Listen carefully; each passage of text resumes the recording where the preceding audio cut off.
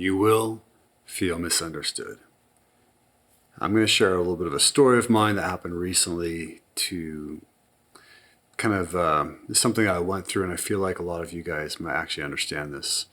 But before I do, I just want to say, if you have not yet watched my last video, The War for Your Soul, it's going to be up here. Please watch it. I feel like it's one of the most important videos that I've made. It's really pertinent to what's going on right now. I put so much thought into it, so much work into it. So I love it if maybe once you get through this, we'll bookmark it and watch it soon.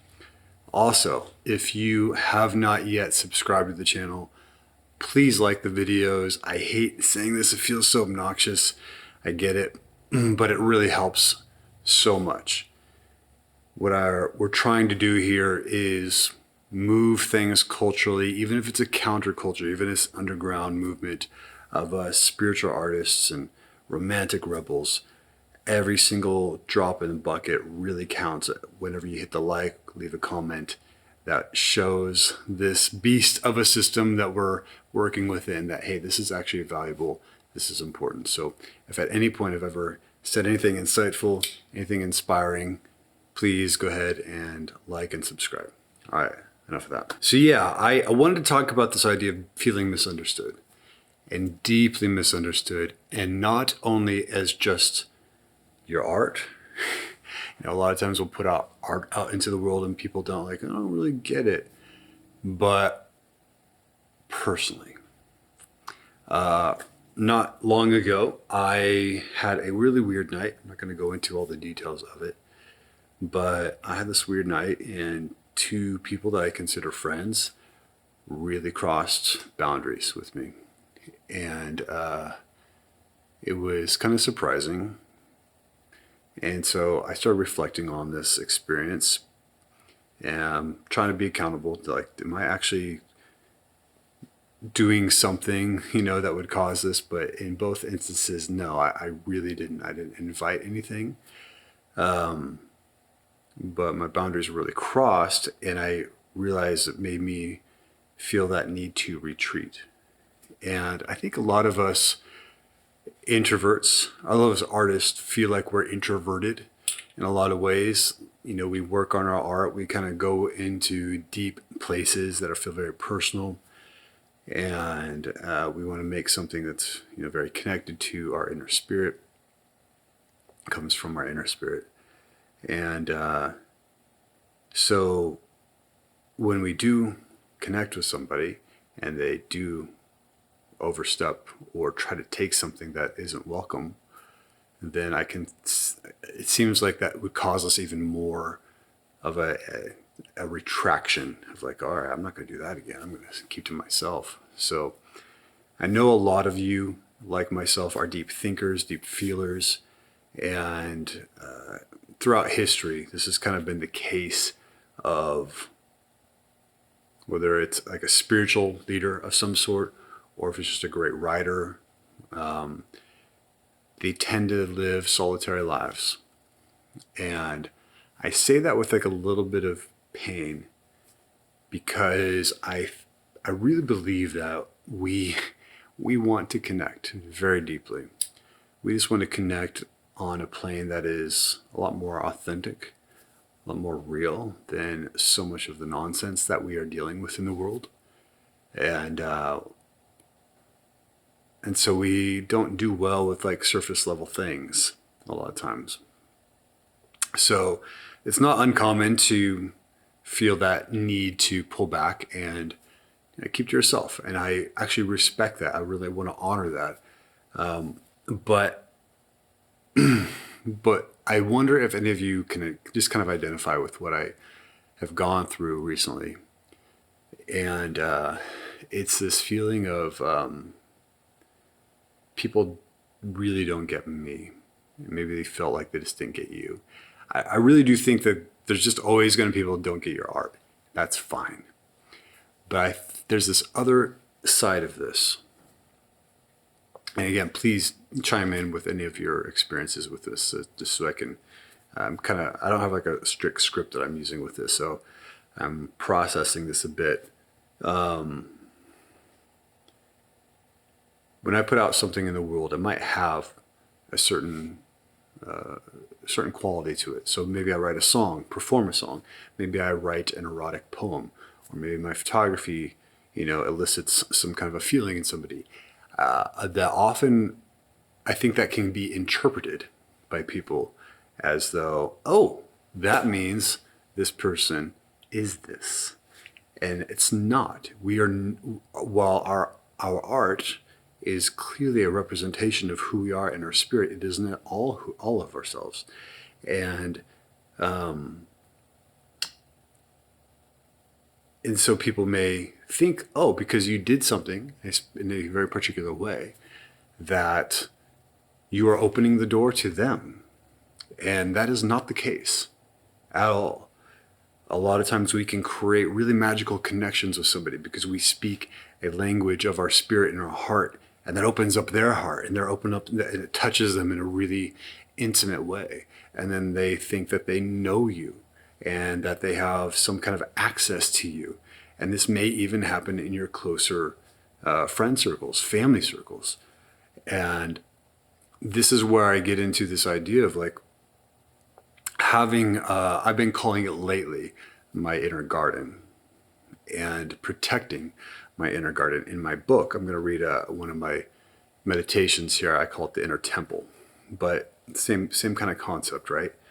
Where we as really deep feelers, spiritually seeking things spiritually, there's a certain element of who we are in order to honor our artwork. I keep having a hard time saying that.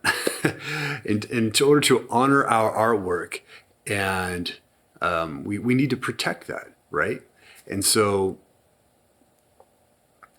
not everybody gets access to that inner garden, because that is this place where your art is born, where you find more honesty in yourself. And so what I've experienced and in what happened lately is just this, people want more of that.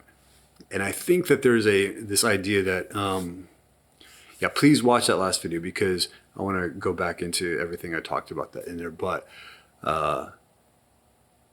in one sense, our whole culture has become far more adept at spiritual language. And yet we know that the actual capacity for attention and spiritual depth is getting shallower and shallower.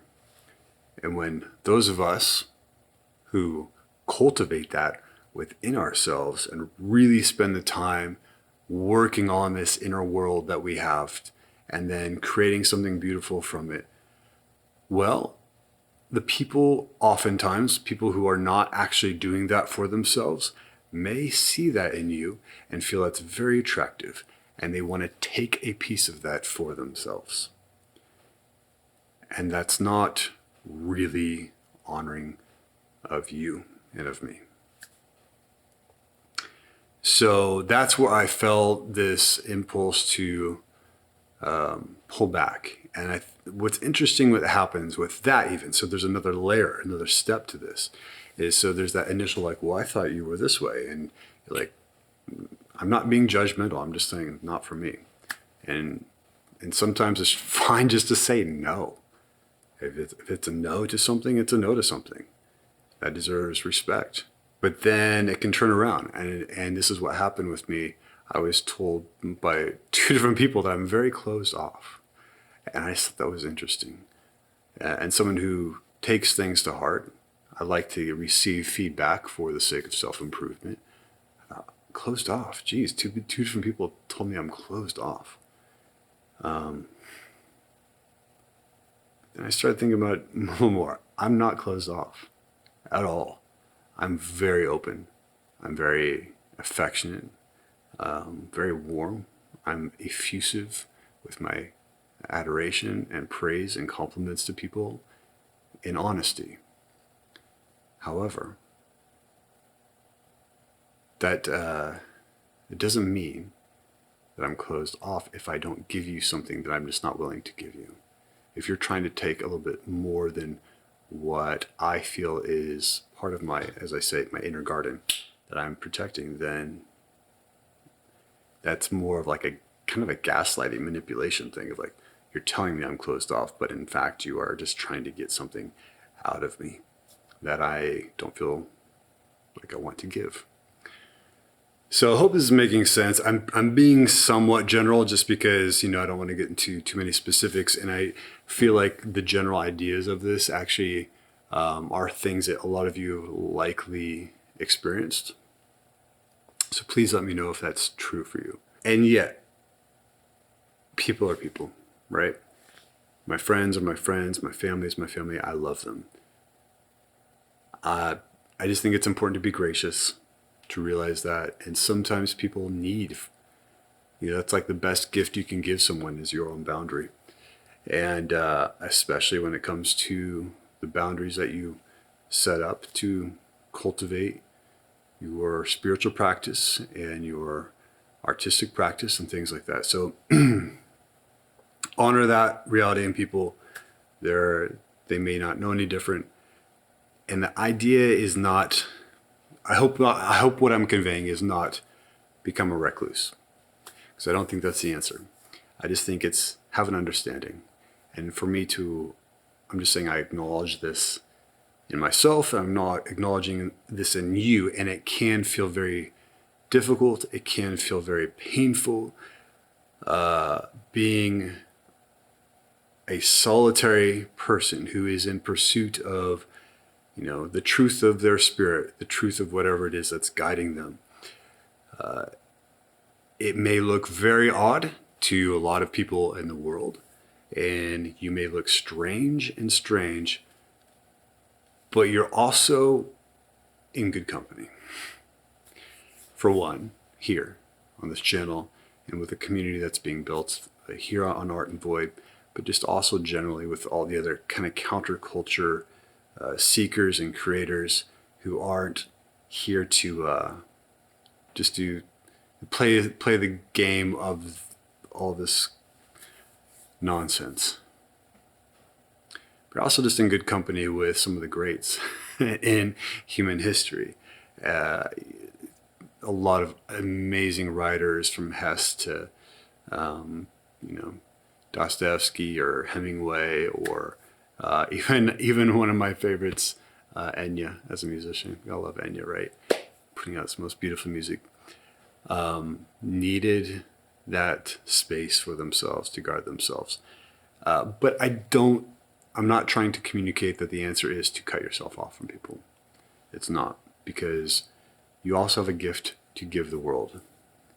And little by little, the touches that you create through your artwork and the artwork that speaks back to you in many ways enlightens you. Your own artwork will enlighten you. It's an amazing thing. That is a gift that you still have to give to these people, should you desire to. And you just need to be okay with being misunderstood.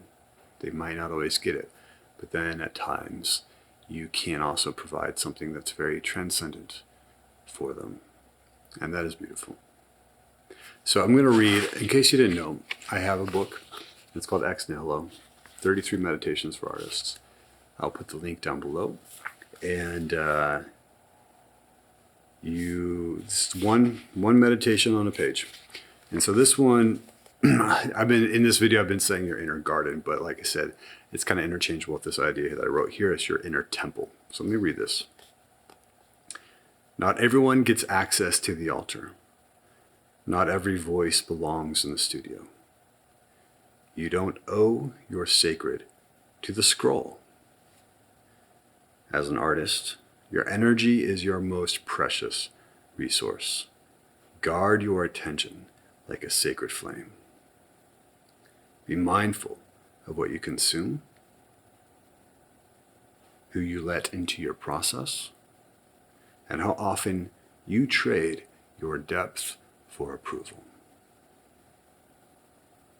You're allowed to keep parts of your practice just for you. So, part of these, I have a little assignment at the end. And so if you feel like taking upon an assignment for this week, take one small boundary this week. Say no to the noise. And say yes to stillness. And let your inner temple stay clean. If you want to pick up the full book, link below. Thank you so much. Also, would you let me know, do you like these kind of videos? They're not really scripted. I have a couple little points that I wanted to make sure I hit on. Or do you prefer the more edited, a little more dialed in videos? Or maybe it's like both, it kind of depends. So would you please let me know? I want to know where my time is best served for you and what these videos do for you. And I'm going to wrap things up here in just 1 second, but I did want to touch on one last thing. I had a writing revival this last weekend, and it was beautiful, really beautiful. And some of you had asked, hey, are you going to do it again? You weren't able to make it. The answer is yes, we're going to do it again. This last week, it was beautiful. It was like 3 hours. I guided people through different writing prompts. These are really about getting to the core of your truth, speaking things in new ways, and just the power of writing. And I made a joke to a friend that I made 3 people cry today, and I wasn't even being an asshole. So that's kind of nice, right?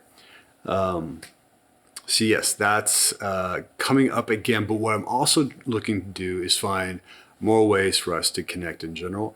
And so I'm looking at starting a kind of a writer's club. I haven't really figured the details all out yet. So if that interests you as well, just maybe once a month, hopping on a group call and just kind of keeping track of progress. If that's something that interests you, let me know. But the more important thing is this. I would suggest anyone watching this far, thank you. But go to the website, another link below, artandvoid.com, and there's a portal to join the email list. I don't spam. A lot of these videos that you see are simply the video form of what I write, but it's a better way for you to keep informed of like the next writing revival that I'm guiding and hosting in a more timely manner, because here on YouTube, I'm at the mercy of the algorithm in a lot of ways. Even for those of you who do subscribe, it might not show it to you. So go to the website, and with that, when you do join the newsletter, you will get 21 free journal prompts, so you can use those in your daily journal practice. Thank you for watching, and thanks for listening. I hope by watching this, that you feel more understood in the reality of living life in a misunderstood way.